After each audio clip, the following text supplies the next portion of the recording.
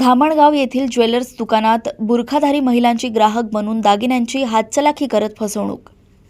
आरोपी नाझमीन परवीन अजीजुद्दीन, मेहरुनिसा अब्दुल शफी, नसरीन परवीन मोहम्मद शकील,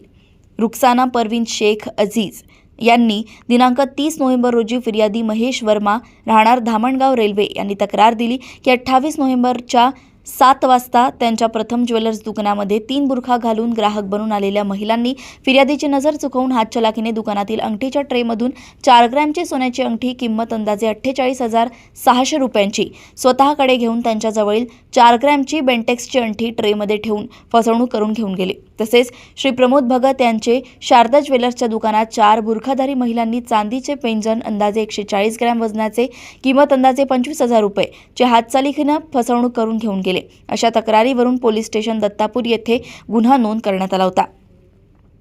त्या अनुषंगाने स्थानिक गुन्हे शाखा अमरावती ग्रामीण चांदूर रेल्वे उपविभागातील पथक हे दिनांक 13 डिसेंबर रोजी पोलीस स्टेशन दत्तापूर हद्दीत पेट्रोलिंग करत असताना गोपनीय बातमीदारांकडून खबर मिळाली की प्रथम व शारदा ज्वेलर्समध्ये दागिन्यांची फसवणूक अकोला येथील महिला मेहरुनिसा अब्दुल शफी व तिचे इतर साथीदारांसह मिळून केली असून ती सध्या पुन्हा अशाच प्रकारचा गुन्हा करण्यासाठी धामणगाव रेल्वे स्टेशन आले आहेत। अशा माहितीवरून स्थानिक गुन्हे शाखेच्या पथकाने पोलीस स्टेशन दत्तापूर येथील महिला पोलीस स्टाफसह फसवणूक करणाऱ्या महिलांचा रेल्वे स्टेशन परिसरात शोध घेऊन ताब्यात घेऊन त्यांना महिला पोलिसांच्या मदतीने विश्वासात घेऊन विचारपूस केली असता त्यांनी धामणगाव रेल्वे येथील प्रथम शारदा ज्वेलर्स येथील दागिने चोरीची कबुली दिल्यावरून सदर महिलांकडून गुन्ह्यात हातचलाखीने फसवणूक करून घेतलेले 4 ग्रॅमची सोन्याची अंगठी किंमत अंदाजे 48,600 रुपये व चांदीचे पैंजण अंदाजे 138 ग्रॅम वजनाचे किंमत अंदाजे 24,930 रुपये असा एकूण 73,530 रुपयांचा मुद्देमाल जप्त करण्यात आलाय। अमरावती येथून सहसंपादक रणजित मस्के यांची रिपोर्ट।